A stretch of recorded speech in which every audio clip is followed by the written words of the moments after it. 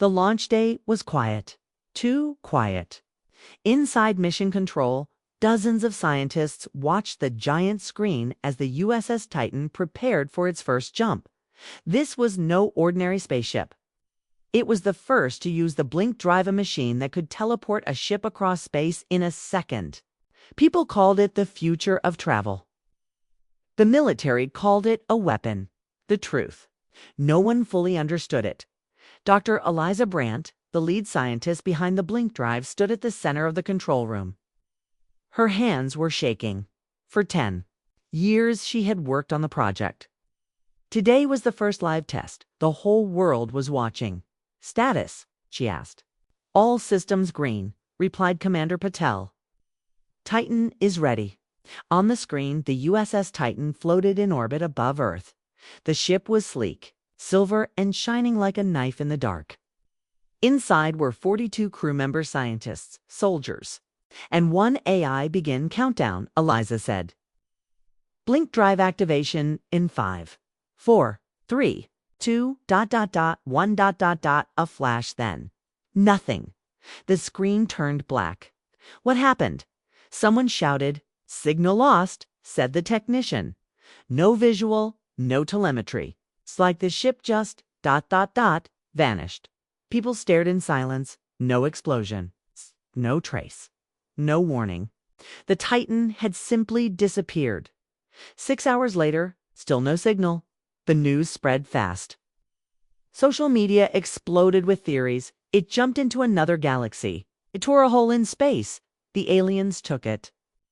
Governments called for answers. Eliza didn't have any. She sat alone in her office, watching the empty screen over and over. She whispered to herself, "We blinked and lost them." 7 days later, at 2:14 a.m., the USS Titan returned. Same position, same orbit, same shape. Alarms went off across Earth. Eliza rushed into Mission Control. "Is that real?" she asked. "Yes," said Patel. "Same ship. But the signal is strange." The image on the screen showed the Titan, but it looked different. Its surface was darker, like it had been burned by something invisible. Panels were missing. The ship looked ... tired. They sent a drone to investigate. The drone entered through the main hangar. Inside, the lights were flickering. Walls were scratched. No one came to greet it. Then it found the crew. The crew had aged. That was the first shock. Captain Reyes, who was 42 before launch, now looked 70. His face was thin, eyes sunken. His hair had gone fully white. Other crew members were missing, 16 in total. No sign of where they went. Medical teams were sent in. The survivors were silent. They didn't speak, not even a word, till Captain Reyes opened his mouth. He stood up, stared straight ahead, and began speaking in a language no one could recognize. His voice was deep, echoing, not his own. 20 seconds. Then he collapsed. Blood came from his nose and ears. His pulse flatlined. Dead. Back on Earth, chaos spread. Eliza stood before a dozen military officers. "The blink drive must be shut down," she said. This was never safe. Something happened during that jump, something we don't understand. The general shook his head. "It's too late." "What do you mean?" He turned on a screen. Across the world, 5 other blink drives had been secretly activated by private companies, rival governments, and black market labs. All of them were trying to copy what Eliza had built. One was already gone. "Someone else jumped the general said, "and we didn't authorize it." Eliza felt a cold chill in her chest. They had opened the door. And now the door wouldn't close. Later that night, Elisa watched the recovered video from the Titan. The last 30 seconds before the ship returned showed something strange. The stars outside the ship were wrong. They moved in impossible pattern spirals, curves, like they were alive. One of the scientists on board whispered, "I can feel them watching." Then static. Then the final frame. Captain Reyes standing at the window, staring into the black. Behind him, a shape. Tall, thin, not human. Just a shadow. But it was. Inside the ship, The medical room was quiet. The surviving crew of the USS Titan lay on clean white beds hooked to machines, but their minds were far away. Some stared at the ceiling without blinking. Others whispered strange words in their sleep words no one could translate. Eliza Brand stood behind the glass, watching them. These were her people, scientists, soldiers, friends. Now they were broken. One nurse walked past a bed. She paused when one of the crew, Lieutenant Harris, grabbed her hand. His voice was dry. Weak. "They're coming," he whispered. "We brought them back with us." Then he fell silent again, eyes wide open, like he had just seen something. Behind her, the nurse backed away, terrified. Hours later, Eliza sat in the debriefing room with Dr. Chen, a psychologist from Earth Command. "They're not sick," Dr. Chen said. "They're scared." "Scared of what?" Eliza asked. He showed her a drawing. Another crew had drawn it while in a trance. It was a star map, but not from our galaxy. The positions were impossible. The shapes of the systems were twisted, but the drawing was perfect, like a memory copied from the brain. "Have our astronomers seen this before?" Eliza asked. Dr. Chen shook his head. "No, this is somewhere ... else." "Then how did he draw it?" "We don't know." "But it's not just the map. Look at the corner." She leaned closer. In the bottom corner of the paper was a shape, a long, thin figure with no face, surrounded by circles, almost like worship. "What do you think it is?" she asked. Dr. Chen didn't answer, but his eyes told the truth. A god, or something worse. Back in the command center, alarms suddenly started ringing. Liza ran in. "What happened?" Patel turned from the screen. "You've got a signal from the Titan's AI?" They had reconnected the ship's systems for study. The ship was not supposed to be able to send anything, but now the AI was online. Words appeared on the screen, one line at a time. "We saw them. They are not made of time. They want in." "Shut it down," Eliza shouted. The technician tried, but the keyboard was dead. The screen kept writing. "One of us is not one of us." It came back wearing a face. Everyone froze. "What does that mean?" asked Patel. Eliza felt her throat tighten. She looked back at the camera feeds in the medical wing. One of the crew members was missing. Security teams were sent in. Room by room, they searched the base. Lieutenant Harris was gone.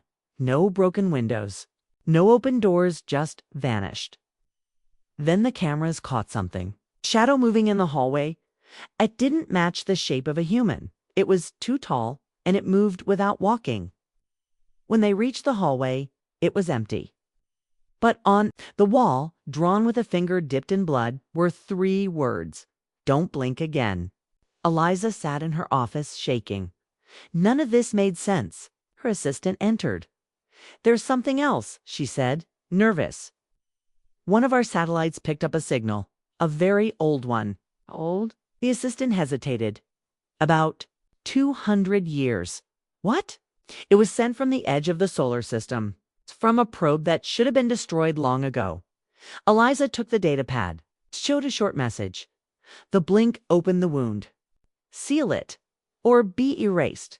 The signature came from an Earth probe, but the probe had never sent a message like that before.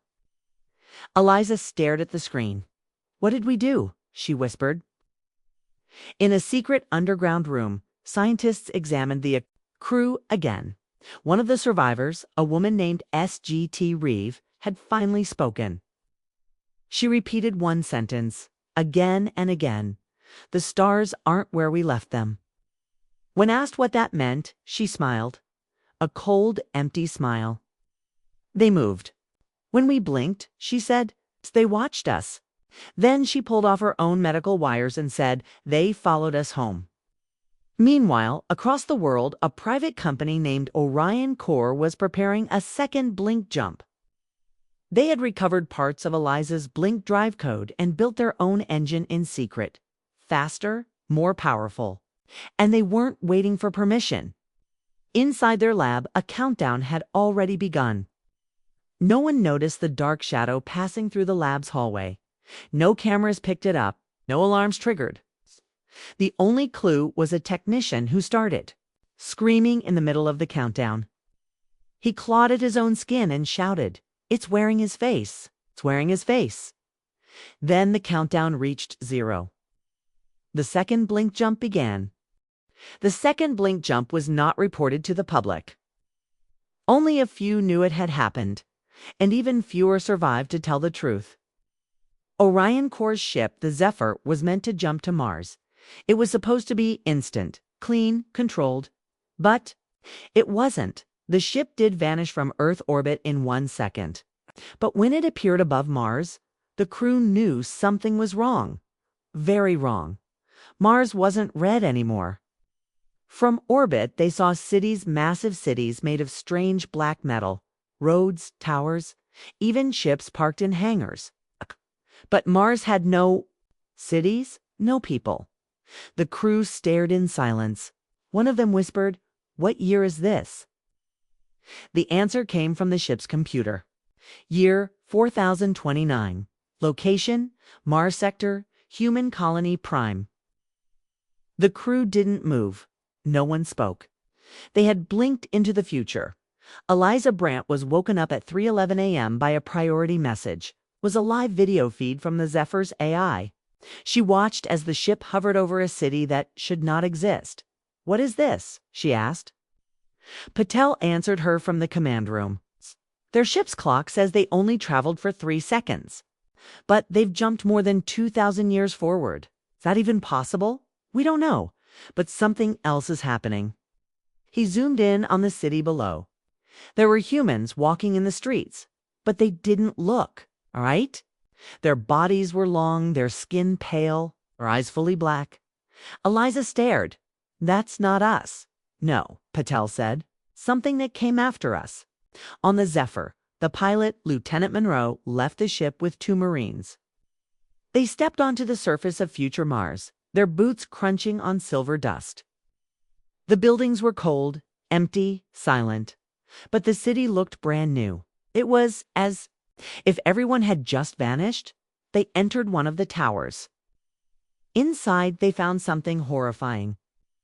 A museum with artifacts from Earth, old computers, classic paintings, a child's toy labeled Human Original, 21st Century. Then they found a glass case. Inside, it was a skeleton, human, dressed in Orion Corps uniform. But no one had died on this mission yet. Monroe stared at it. Had his name tag. LTJ Monroe, back on Earth. Dr. Chen examined new data from the first Blink crew. In a brain scan of SGT, Reeve, he found something strange. In her brainwaves, there was a repeating pattern like a code. He ran it through a translator and got one sentence. "Time is not your friend. Time remembers." He looked again.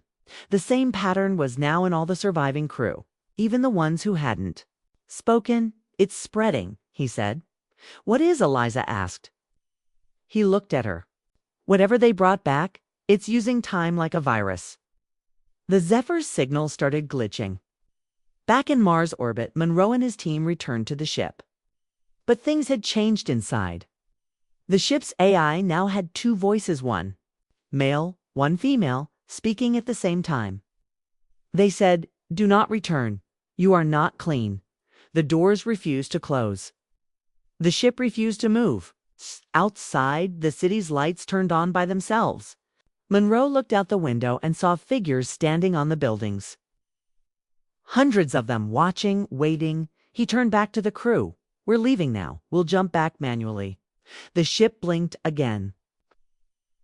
But they didn't return. To Earth, they blinked into nothing. No stars, no planets. Just endless darkness. Then, slowly, shapes started to appear in the dark. Not real shapes, impressions. Tall, floating shadows that had no face, but somehow stared into the soul. Monroe screamed, "Jump again!" The blink drive refused. Instead, the AI spoke in a calm voice, destination denied. "You are inside the wound." The crew collapsed to their knees. They were no longer in space. They were in the place between On Earth, strange things began to happen. Clocks stopped working. Satellites blinked out of orbit for 5 seconds, then returned. A man in Brazil claimed to wake up 10 years in the future, then faded from existence in front of his family. Governments went silent. They knew what was coming, but no one could stop it. The blink drive wasn't just teleportation. It had broken time itself. Eliza stood before a secret panel of leaders. "I warned you," she said. "The blink drive is not safe. It bends reality." A general slammed his fist. "You don't understand. We can't stop now. Others are testing it. If we fall behind, we lose everything." Eliza stared at him. "We already lost everything. We just don't know it yet." On the wall behind them, a new signal appeared. From the Zephyr, simple text message. "We are not alone here." Then another line, "We are not the first." For 3 days, the signal from the Zephyr kept repeating. "We are not alone here. We are not the first." Then silence. No more messages. No more images. No way to trace the ship. It had vanished into the wound. Back on Earth, strange events were increasing. Across the planet, people began disappearing during sleep. No signs of break-in, no struggle. It's just a cold, empty bed in the morning. And in every case, their mirrors were cracked. In New York, a man vanished while brushing his teeth. His reflection stayed behind for 5 seconds, then smiled. Security footage showed him blinking out of existence. Eliza Brandt sat alone in the surveillance room. She watched the footage over and over. The man didn't look afraid, just confused. But that smile in the mirror, that wasn't his. "Something is coming through," she whispered. Dr. Chen entered quietly. "We just lost another crew member from the Titan SGT, Reeve," he said. "She died in her sleep. Cause?" Eliza asked. Her brain stopped working. Just like that. No trauma, no disease. She just turned off. "She said they were watching," Eliza whispered. "Maybe now they're acting." That night, Earth's orbital satellites picked up something impossible. Invisible ships, massive ones, were detected through heat scans. They weren't shaped like any human design, thin needle-like, always just outside the light. Military satellites tried to lock on them. They failed. But deep in infrared, the ships were moving. Closer. Meanwhile, at a high-security lab in Switzerland, a researcher named Dr. Kessler began acting strange. He spoke to no one. He worked 18 hours straight, drawing lines of symbols across his lab walls. When guards tried to enter, he attacked them screaming in a voice that was not his. They sedated him and searched the lab. What they found shocked everyone. He had drawn a perfect map of the Titan's path, and something else. A second path, a darker one, leading from deep space directly into Earth's orbit. Eliza looked at the map. "What is this?" she asked. Dr. Kessler, still under sedation, answered in a whisper. "They've already arrived." In Washington, D.C., a secret emergency meeting was held underground. Global leaders, scientists, and generals watched live footage of a blink lab in Nevada. Inside the lab, an experiment had gone wrong. The blink drive activated on its own. Then all cameras inside the room shut off for 7 minutes. When they came back online, the scientists were gone. All of them. But the equipment was still working, and on one of the screens, words were typed, no keyboard connected. "We are in your light now. You left the door open." One general stood up. "We have to destroy all blink drives now." But Eliza shook her head. "It won't help." She said, "They're already here." In a hospital in Moscow, a child woke up from a coma. He had never spoken a word in his life. But now he sat up and said clearly, "You must seal the blink." His mother screamed. Doctors rushed in. The boy repeated it over and over. "Seal the blink or time will break." Then he fell back into the coma. Doctors scanned his brain. He was dreaming, but his dream waves matched the same patterns seen in the Titan crew. It was spreading. A scientist from Eliza's team, Dr. Nur, studied the energy patterns left behind by each blink. Jump. She discovered something terrifying. Every time a ship blinked, it left behind ripples, not just in space, but in time. Those ripples were getting stronger, and they weren't closing. They were wounds. Tears in reality. Something was using them to come through. They're not traveling through space, Noor said. They're swimming through time. Eliza asked, then why now? Why Earth? Noor looked up. Because we're the first species stupid enough to open the door. At 3:33 a.m., something new happened. All blink drives around the world activated at once. No commands, no crews, no schedules, just a silent, unified pulse. Woo-um, every drive began to hum.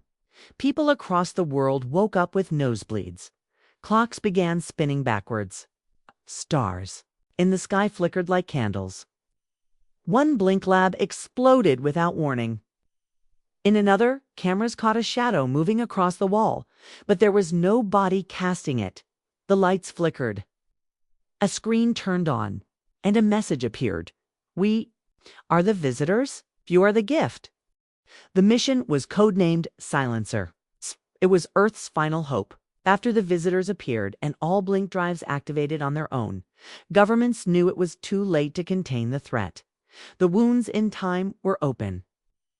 Something was slipping through, but no one knew exactly what.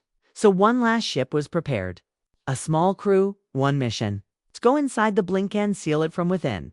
The USS Solace was built in secret. It carried no weapons, only sensors, and a device called the Needle designed to stitch the rift closed. Commander Lynn Rourke led the mission.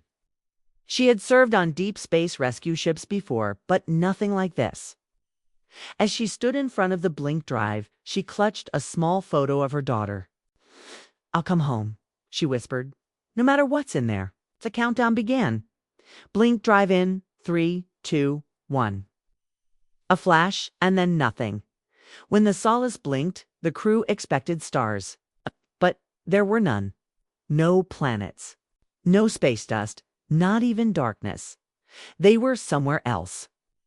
A place without time, without distance. Commander Rourke looked out the main window. Her voice trembled. Where ... are we? It wasn't just empty. It was wrong. The space around them moved like water, not in straight lines, but in curves and loops. Lights flickered, some near, some far, but none fixed.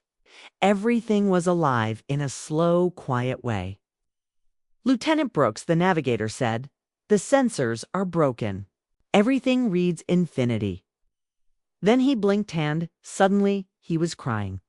I saw her, he whispered. My wife. She was in the window, but his wife had died 5 years ago. Commander Rourke grabbed his shoulders. Focus. That's not her. It's not real, but it felt real. One by one, the crew began seeing people from their past. Loved ones, friends, enemies. Some spoke, some just stared. The AI warned cognitive patterns being mimicked. Reality is under attack. Stay inside the ship. But it was already too late for one crew member, Ensign Park. She left the ship through the side hatch. Her helmet camera recorded her walking into the strange light outside. She smiled. Dad, she said. Then her face twisted.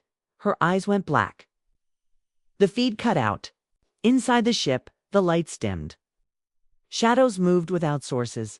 The AI started speaking slower. It's inside ... with us.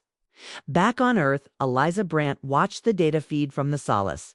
She could barely understand it. Timestamps didn't make sense. 1 second lasted minutes or reversed. Dr. Chen said, the ship isn't just inside the blink. It's inside the minds of the things beyond it. You mean the visitors? Liza asked. No, he replied.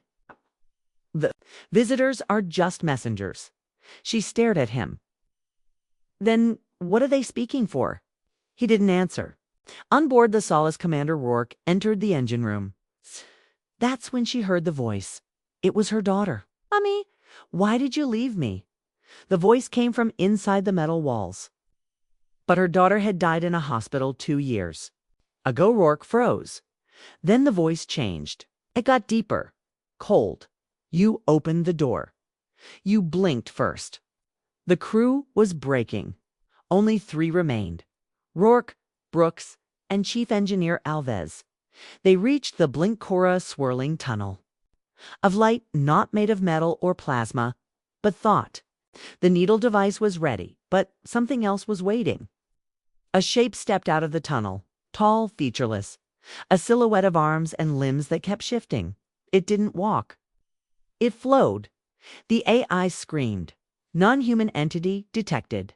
Energy signature exceeds all known physics." The shape raised its hand. Everyone froze. Then it spoke, not out loud, but inside their heads. "You reached too far. You built a door into the deep. Now the deep knows your name." Commander Rourke lifted the needle. "We came to close it." The shape tilted its head. "Close it and erase yourselves. Noble, but late.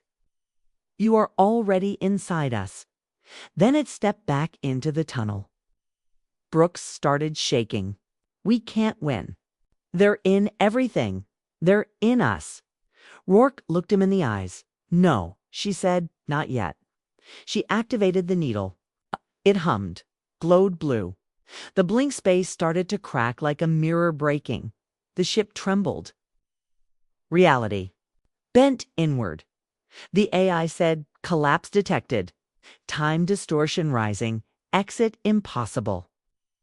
"Then we seal it from here," Rourke whispered. As the tunnel collapsed, one last transmission was sent to Earth. "This is Commander Rourke. We're inside the wound. The seal is holding. If you hear this, never blink again." Then the feed went silent, and on Earth, all blink. Drives stopped, not powered down, dead, like something had unplugged the universe. End of part 5. Would you like me to continue with part 6? The last leap, the final part, next.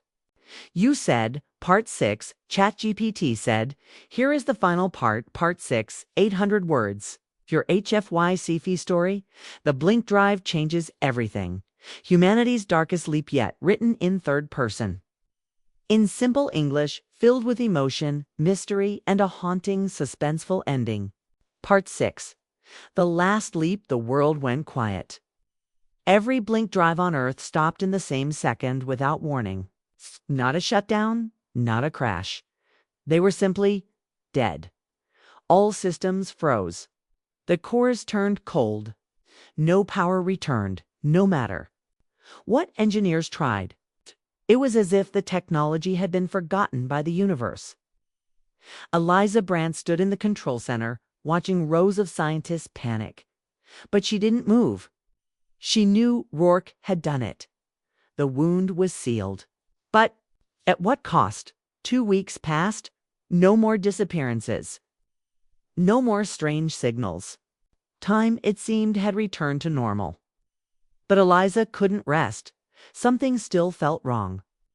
One evening, the data center reported something strange. From a deep-sea listening post in the Pacific Q's 2-track whale calls came a low, pulsing sound. It repeated every 11 seconds. They ran it through translation software. At first, it showed nothing. Then one technician slowed it down by 500%. The message became clear. The seal is cracking. The same time, a boy in Kenya who had never spoken a word in his life stood up during dinner and said calmly, "They learned our shape." Then he collapsed, unconscious. No medical cause was found. But the brain scan showed a familiar pattern. The blink pattern was back.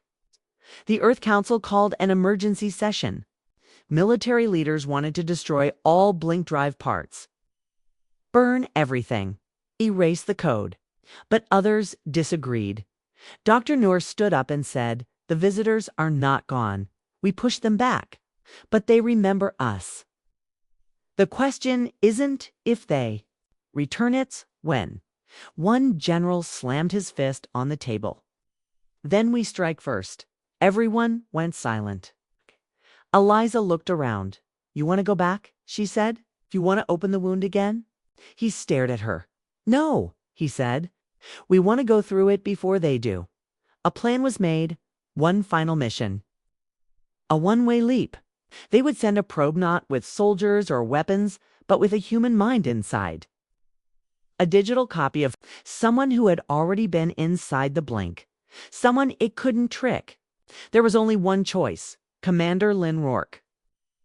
They recovered her last brainwave transmission before she sealed the wound. It had been recorded in secret by the AI, her memory, her thoughts, her voice. Now they would upload her into the final machine, not a ship, not a probe. A beacon built to go beyond the blink. The world held its breath as the machine called Solace 2 was prepared. A smooth sphere, glowing with quiet blue light, floated in the launch chamber. Inside, the copy of Commander Rourke waited, not alive, not human, but thinking, remembering, watching. Eliza stood beside it. Do you understand the mission? She asked. The AI spoke with Rourke's voice. Yes, go beyond. Find what waits. Close what must be closed. Eliza's voice broke. You're not her, but thank you. The AI paused. She remembered you. Every moment, she missed her daughter. Eliza wiped her eyes. Launch it. At exactly midnight, Solace. To blinked. But it didn't vanish like before.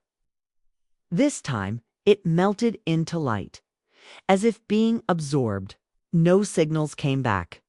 1 hour passed, 2, then at 3:03 a.m., every screen on Earth went black, then white.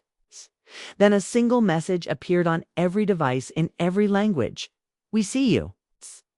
The blink was not yours to make. You gave us a path. We offer you a choice. Everyone froze. Then came a countdown. 0 hours, 10 minutes, and 0 seconds, 10 minutes. People screamed, prayed, hid. Eliza stood still.